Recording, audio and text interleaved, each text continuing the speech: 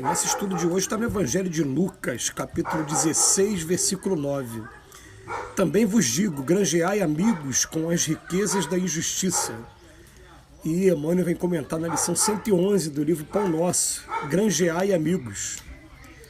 Se o homem conseguisse, desde a experiência humana, devassar o pretérito profundo, chegaria mais rapidamente à conclusão de que todas as possibilidades que o felicitam em conhecimento e saúde provêm da bondade divina e que a maioria dos recursos materiais à disposição dos seus caprichos procede da injustiça.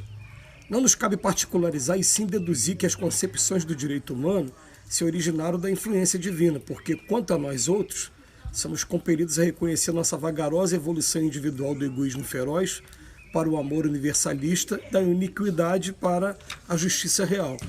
Bastará recordar nesse sentido que quase todos os estados terrestres se levantaram há séculos sob conquistas cruéis. Com exceções, os homens têm sido servos dissipadores que, no momento do ajuste, não se mostram à altura da mordomia. Eis porque Jesus nos legou a parábola do empregado infiel, convidando-nos à fraternidade sincera para que, através dela, encontremos o caminho da reabilitação. O mestre aconselhou-nos a granjear amigos, isto é, dilatar o círculo de simpatias em que nos sintamos cada vez mais intensivamente amparados pelo espírito de cooperação e pelos valores intercessórios.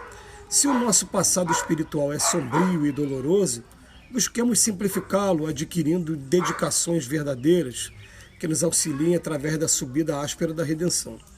Se não temos hoje determinadas ligações com as riquezas da injustiça, tivemos-las ontem e faz-se imprescindível aproveitar o tempo para o nosso reajustamento individual perante a justiça divina. A lição de hoje ela chama atenção por dois motivos. Primeiro, ela vem falar da maior riqueza, do maior patrimônio que a gente pode ter nessa vida, que é o patrimônio da amizade, mas ele vem falar também das riquezas da injustiça. E por que usa esse termo riquezas da injustiça? Ele vem querer dizer para a gente que, na sua grande maioria, as riquezas materiais nesse mundo que a gente vive, eles são derivados de injustiça. Mesmo que a gente tenha conquistado essa riqueza, seja através de heranças que são legais, mas a gente vai perceber o seguinte, a gente vai perceber que a riqueza aqui no planeta Terra, ela é distribuída de uma maneira, ela fica concentrada na mão de poucas pessoas. E isso tem um objetivo, que em mundos de expiações e provas igual ao nosso, em que a gente ainda precisa aprender muita coisa, nós somos testados a todo momento. Então, em primeiro lugar, se a divisão patrimonial da riqueza fosse feita de maneira igual pelos aproximadamente 7,8 bilhões de encarnados que tem aqui hoje, a quantidade que ficaria para cada um seria uma quantidade muito pequena. Então o que acontece? A concentração de riqueza fica na mão de um determinado grupo, que esse grupo vai ser testado, e é esse grupo que tem a missão, inclusive, de promover as evoluções tecnológicas, as evoluções da medicina, e também aprender a lidar com essa prova da riqueza, porque já dizia Jesus que é mais fácil o camelo passar pelo buraco da agulha do que o rico entrar no reino dos céus. Vem fazendo referência à dificuldade enorme que nós temos quando lidamos com essa prova da riqueza material. Mas principalmente por esse motivo. Tem gente que pensa assim, se eu dividisse de maneira igual para todos, como é que seria? Em primeiro lugar, as pessoas não teriam a mesma inteligência para manter aquele patrimônio durante muito tempo. E, em segundo lugar, você ia ter que ficar o tempo todo repondo, porque, na verdade, um mundo mais evoluído que o nosso, que é o mundo de regeneração, trabalha com a ideia de necessário e supérfluo. Então, o que vai acontecer nesse mundo, que a gente já prevê, assim, até pela mensagem dos espíritos. Eu escolhi ser um pianista. O que eu preciso para ser um pianista? Eu preciso de uma sala tranquila, com um piano, com as minhas partituras para estudar. Agora, eu escolhi ser um cientista. Eu vou precisar de um grande laboratório, uma equipe médica trabalhando comigo. Vou ter um aparato material muito maior do que o pianista. Um vai ficar com inveja do outro? Não vai, porque foi escolha. Um escolheu dessa maneira, então o necessário para essa pessoa é diferente do necessário para outra.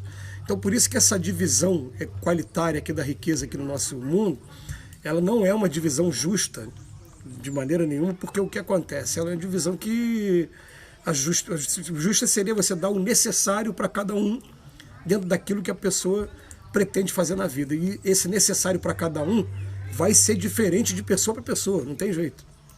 Tá? E aqui na Terra nós não temos essa inteligência também para manter até o necessário. Então estaria desfeita toda hora essa tentativa de fazer essa distribuição equitativa, de maneira igual para todo mundo. Agora, quando ele fala para a gente aqui que é o principal, né, granjear amigos com as riquezas da injustiça, está falando, por exemplo, a riqueza aqui da Terra, ela normalmente ela tem uma origem justa mesmo. Normalmente acontece dessa maneira. Por isso que eles falam para a gente que a única riqueza justa é aquela conquistada sem prejuízo de outrem, sem você prejudicar ninguém, e também desde que você não deixe que ela prejudique o seu campo físico nem o seu campo moral. Isso está no Livro dos Espíritos, esse preceito para a gente. Mas ele vem trazer aqui para a gente, principalmente, aproveita essas oportunidades para granjear amigos. E eu me lembro aqui com muito carinho de Chico Xavier, quando ele falava assim, né? Os livros que eu escrevi não me deram dinheiro, mas me deram o maior patrimônio que um homem pode conquistar aqui na Terra, que é o patrimônio de muitas amizades. É um patrimônio maravilhoso que eu carrego comigo. E realmente, Chico Xavier, enquanto ele estava aqui entre a gente, ele foi um simples funcionário público que ele aposentou com uma quantia que hoje seria equivalente mais ou menos a um salário mínimo e meio ou 2 salários mínimos, que ele dizia que como ele não constituiu família, para ele seria o suficiente para ele se manter. Ele conseguiu se manter bem com esse valor, inclusive até investir esse valor nas obras sociais que ele participou e que ele deu início. Mas ele dizia o seguinte, ele dizia que a amizade, o patrimônio das amizades, todas as vezes que ele esteve doente, que ele precisou ser internado, que ele precisou de ajuda, e a gente tem que lembrar disso, né? Quando a gente pega hoje o YouTube, por exemplo, e vê aquelas imagens daquelas filas quilométricas para receber a cesta de Natal, ou então do trabalho maravilhoso que ele fazia distribuindo comida, distribuindo dinheiro, inclusive distribuindo flores para as pessoas até com uma certa frequência. Ele não estava fazendo aquilo sozinho, nem teria condição de fazer aquilo sozinho. Ele estava reunindo pessoas que foram gratas a ele pelas mensagens que ele recebeu, né, do Chico, através da mediunidade do Chico, e ele estava também pedindo às pessoas também para que, já que querem me dar um presente, ao invés de me dar um presente, faz isso, vem distribuir para as pessoas que estão precisando mesmo. Estava contando com a ajuda de amigos. E nesse ponto os relatos são muitos, de pessoas que chegavam muito gratas ao Chico.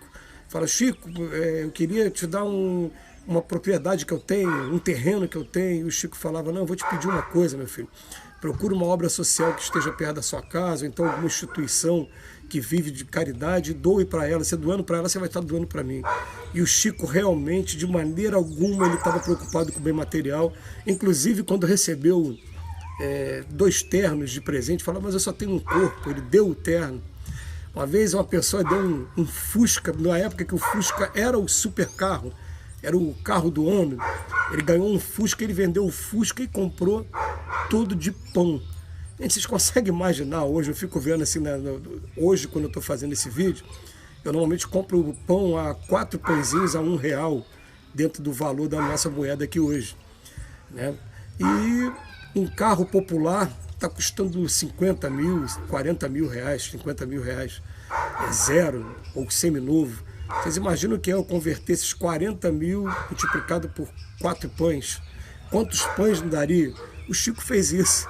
E por isso ele granjeou muitos amigos. E ele falava, esse é o meu maior patrimônio. Inclusive a gente vai adiantar aqui, né? É o patrimônio que a gente vai chegar depois do outro lado da vida, a gente vai encontrar esse patrimônio lá. Porque quando a gente chegar lá do outro lado, nós vamos nos encontrar todos nós. Uns mais cedo, outros mais tarde, mas essa vida aqui é muito passageira, é breve, e lá do outro lado é que realmente a vida vai se fazer presente para a gente. E aí fica aí a reflexão para cada um. Qual vai ser a minha reação quando eu reencontrar as pessoas lá do outro lado?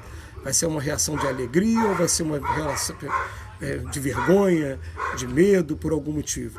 Por isso, a amizade é o maior patrimônio que a gente tem na Terra, e por isso que Lucas aqui deixou anotado que Jesus falou, granjeai amigos com as riquezas da injustiça.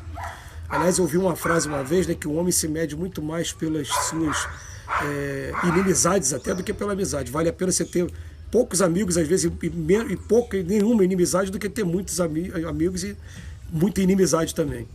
Que Jesus nos abençoe hoje e sempre.